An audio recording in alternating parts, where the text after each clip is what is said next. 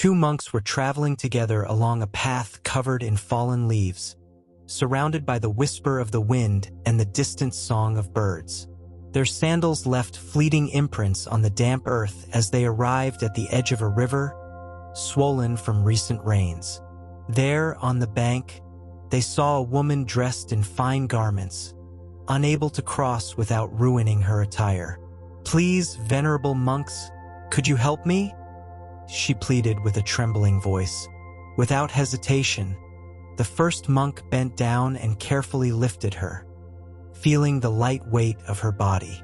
He crossed the river with steady steps, navigating the current, and gently placed her on the other shore. She bowed in gratitude and departed without another word. The second monk, frowning, remained silent as they resumed their journey. They walked in silence for several hours, following winding trails through mist-covered hills. The sun continued its journey across the sky, and the breeze carried the scent of pines and damp earth.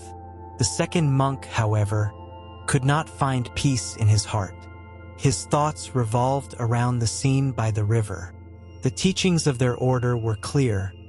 Monks were not to touch women, yet his companion had disregarded this rule without hesitation. Finally, unable to contain himself any longer, he stopped and said, "Brother, our tradition is strict. We must not touch women, yet you carried that woman in your arms. How could you do that?" The first monk turned to him with a serene gaze and a slight smile. Then, in a calm voice, he replied, "Brother, I left the woman by the river hours ago. Why are you still carrying her?" The second monk fell silent. He felt his thoughts stir, like leaves swept away by the wind. He had carried the weight of his judgment and doubt far longer than his companion had carried the woman. They continued walking, but now each step of the second monk was slower, more reflective. He observed the sky, the swaying branches, the sound of water in the distance. "Should we not follow our teachings?"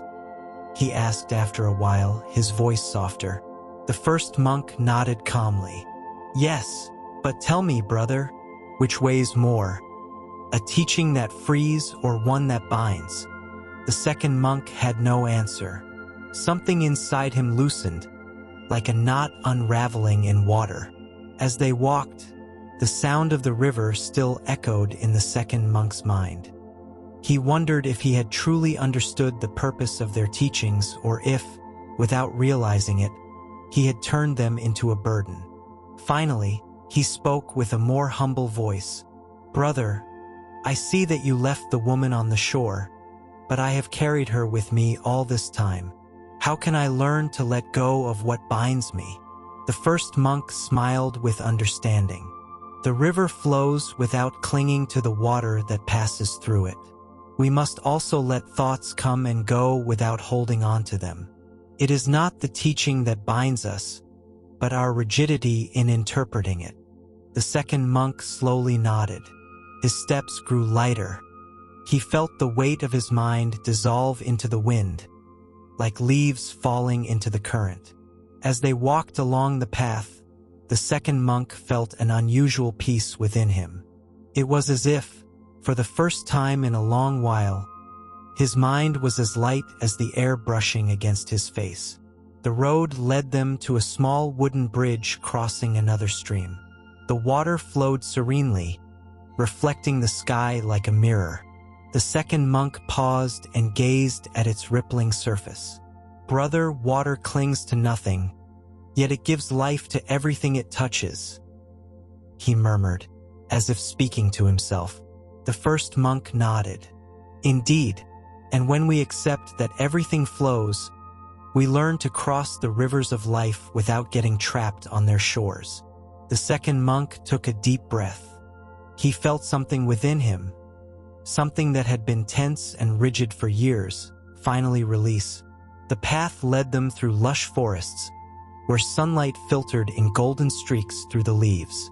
The second monk, now silent, felt each step with a lightness he had never known before. His mind was no longer trapped in the past or weighed down by his own rules. After a while, they reached a village where farmers were tending their fields. They stopped near a well, where an elderly woman struggled to lift a heavy bucket of water. Her arms trembled with the effort. Without hesitation, the second monk stepped forward, gently took the bucket, and lifted it to the surface. The old woman smiled at him in gratitude. The first monk watched with a slight smile. "Brother, do you not fear having touched the bucket of a woman?" The second monk looked at him in surprise, then chuckled softly. "I left the bucket in the well just a moment ago. Why are you still carrying it?" The first monk nodded in satisfaction. The river of teaching continued its course, and with serene smiles, they continued their journey. The two monks carried on, walking along paths winding through misty hills. The second monk moved with a lightness he had never felt before. Something in his heart had changed, though he couldn't quite say what. As the sun dipped below the horizon, they came upon a small temple at the foot of a mountain. An elderly monk was sweeping the entrance with slow, deliberate strokes. Seeing them arrive, he set his broom aside and offered them hot tea. They sat together in silence, watching the steam rise from their cups. After a while, the old monk spoke. "I see you have traveled far. What have you learned on your journey?" The second monk looked at his companion, then down at the tea in his hands.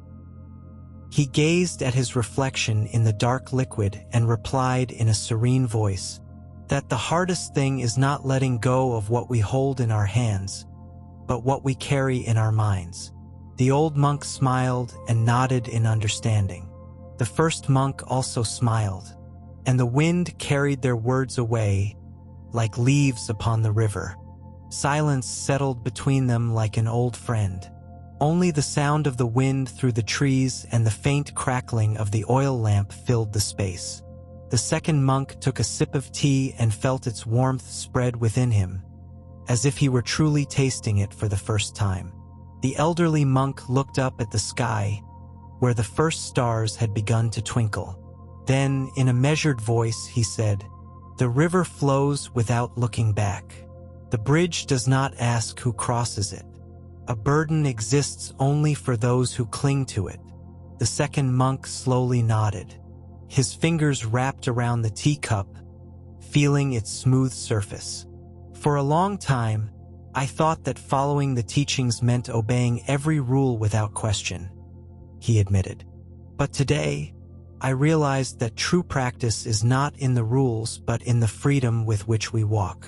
The elder smiled, his eyes shining in the lamplight. "Rules are like a boat," he said, "useful for crossing the river, but unnecessary once you've reached the other shore."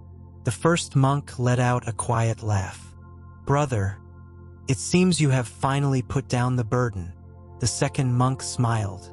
"Yes, and how light it feels to walk now." And in the stillness of the night, the sound of the river seemed to whisper its approval. The night settled gently over the temple. The oil lamp cast dancing shadows on the wooden walls, and the scent of incense floated in the air. The three monks remained silent, sharing the stillness as if it were a language of its own. The second monk, with a clear mind, gazed at his reflection in the tea, but this time without searching for answers. Finally, the elderly monk rose and picked up his broom once more. Before he began to sweep, he looked at the two travelers and, with a faint smile, said, "Life always offers us two paths, to carry the weight of yesterday or to walk lightly. Let each choose wisely." The second monk bowed his head in gratitude. For the first time in a long while, he understood the meaning of the words without needing to hold on to them. As the night wind whispered through the trees, he rose to his feet, ready to continue his journey. And so, without looking back, the two monks continued their path beneath the moonlight, letting the river of life flow without resistance.